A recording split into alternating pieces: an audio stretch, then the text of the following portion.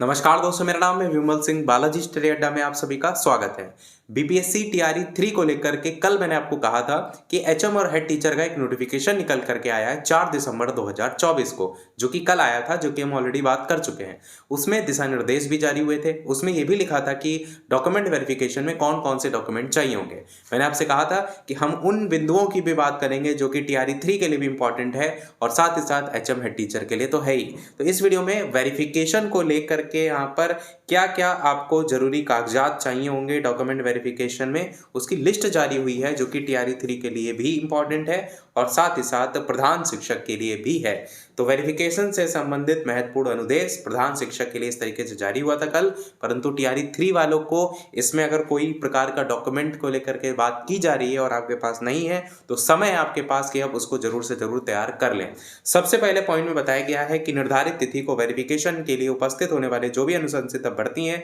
उनके द्वारा निम्नलिखित कागजात को प्रस्तुत किया जाएगा। पहला पॉइंट जहां पर बताया गया है बिहार लोक सेवा आयोग यानी बीपीएससी की प्रधान शिक्षक नियुक्ति परीक्षा 2024 का, अगर बीपीएससी टीआरई 3 है तो उसका, अगर जूनियर है तो उसका, प्राइमरी जूनियर जिसका भी मूल प्रवेश पत्र की बात की गई है, एडमिट कार्ड की बात की गई है और उसकी एक साथ ही साथ स्व अभिप्रमाणित छाया प्रति। अब स्व अभिप्रमाणित जो छाया प्रति है ये अभी तो बात किया गया प्रधान शिक्षक के लिए, अब आगे टीआरई 3 में भी अगर इस तरीके का एक नोटिफिकेशन जारी होगा तो वहां पर क्लियर कर दिया जाएगा कि वहां पर भी स्वाभ्य प्रमाणित छाया प्रति मांगी गई है या नहीं। क्या होता है स्वाभ्य प्रमाणित छाया प्रति? तो इसकी एक फोटोकॉपी आप कराएंगे एडमिट कार्ड की और उसको खुद से साइन कर देते हैं, नीचे डेट लिख देते हैं, तो वो आपके द्वारा जब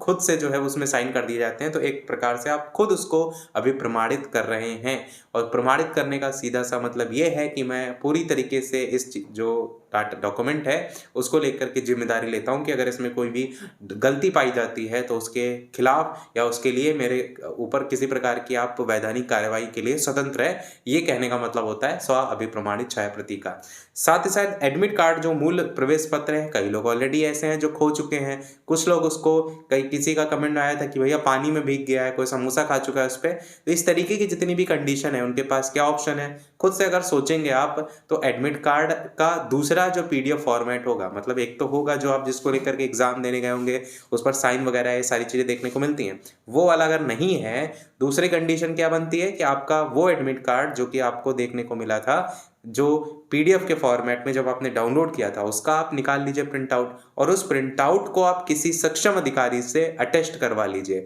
क्योंकि अगर ऐसे लेकर के जा रहे हैं तो उसको आप कैसे वेरीफाई कर रहे हैं, क्योंकि ये भी तो मेन यहाँ पर डॉक्यूमेंट वेरिफिकेशन में चेक किया जा रहा है ना कि जो आप कागजात प्रस्तुत वहाँ पर कर रहे हैं उसकी सच्चाई कितनी है। तो अगर आप वहाँ पर ले करके जा रहे हैं, अगर आपके पास दो ऑप्शन है कि आप एक तो फोटोकॉपी भी लेकर के जाएं मतलब एडमिट कार्ड की, और एक एक्स्ट्रा अटेस्ट करवा करके भी लेके जाएं। पहले आप फोटोकॉपी प्रस्तुत करें, इन केस वो कहते हैं कि नहीं ये वो वाला नहीं है, ऐसा कुछ कहते हैं, उस कंडीशन में आप अटेस्ट का वाला भी प्रस्तुत कर सकते हैं। दूसरे पॉइंट में बात किया गया मूल आधार प्रमाण पत्र और उसकी स्व अभिप्रमाणित छाया प्रति। मूल आधार प्रमाण पत्र आपको पता है आधार कार्ड एक कार्ड की तरीके से आता है,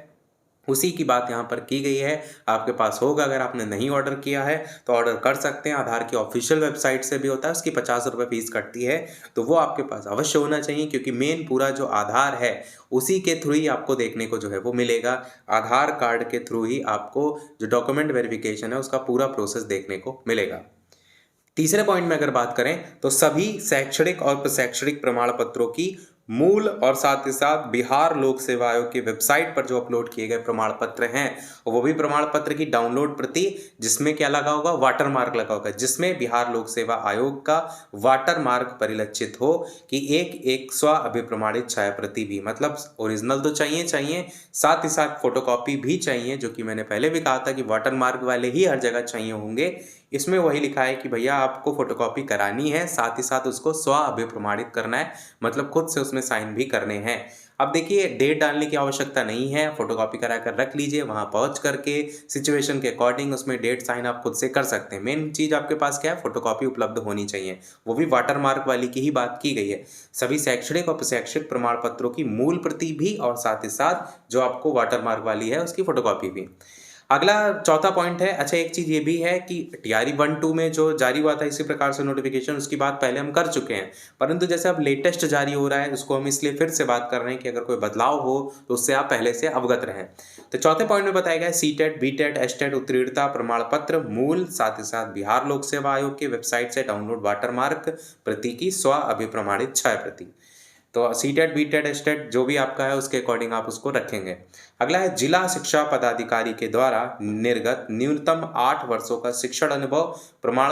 पत्र मूल, साथ ही साथ बिहार लोक सेवा आयोग की वेबसाइट से वाटरमार्क। ये जो 8 सालों के यहाँ पर अनुभव की बात की गई, ये केवल प्रधान शिक्षक के लिए ही चाहिए होता है, तो ये आपके इसके लिए नहीं है, मतलब टीआरई 3 को लेकर के इसमें किसी प्रकार के अनुभव की कोई बात जो है वो नहीं है। अब पासपोर्ट साइज की यहाँ पर 3 फोटोग्राफ मांगी गई हैं, परंतु मैंने आपसे पहले भी कहा था कि जो आपने एडमिट कार्ड निकाला था प्रिंट आउट, उस समय जो आपने फोटोग्राफ अपलोड की थी उसकी ज़्यादा से ज़्यादा कॉपी निकाल कर रख लीजिए। अभी आप फॉर्म भरेंगे, प्रान नंबर जनरेट होगा और बहुत सारी चीज़ों में अभी अकाउंट भी खुलवाएंगे, तो फोटोग्राफ तो हर जगह ही चाहिए होगी, तो उसकी अच्छी खासी कॉपी लगभग 25, 30, 50 तक भी हो जाएगा तो कोई दिक्कत नहीं है, निकाल करके रख लिए एक्स्ट्रा से एक्स्ट्रा, ताकि कहीं भी काम आए तो आप आसानी से जो है वो दे पाएँ। यहाँ पर हालांकि 3 फोटोग्राफ की बात की गई है, जैसे कि आयोग द्वारा आयोजित परीक्षा में शामिल होने से पहले आयोग में ऑनलाइन ऑफलाइन जमा किया गया था, उसी की बात यहाँ पर की गई है। इसके साथ साथ आरक्षण दावा से संबंधित जो मूल प्रमाण पत्र है, मतलब अगर आप आरक्षण का दावा कर रहे हैं, अगर बिहार राज्य के स्थायी निवासी हैं, उस कंडीशन में आपका जो कैटेगरी सर्टिफिकेट है उसकी बात की गई कि उसका ओरिजिनल सर्टिफिकेट होना चाहिए। एक चीज़ को ध्यान दीजिएगा, पहले भी बीपीएससी की ऑफिशियल वेबसाइट से वो लाइन मैं आपको दिखा चुका हूँ, उसमें क्लियर लिखा है कि जो बीपीएससी की जो फॉर्म भरने की लास्ट डेट थी उससे पहले के ही सारे प्रमाण पत्र होने चाहिए, तो वो अगर नहीं है तो दिक्कत करेगा। आगे भी लिखा है उसकी एक बिहार लोक सेवा आयोग की वेबसाइट से डाउनलोड वाटरमार्क प्रति की स्व अभिप्रमाणित छाया प्रति भी चाहिए होगी।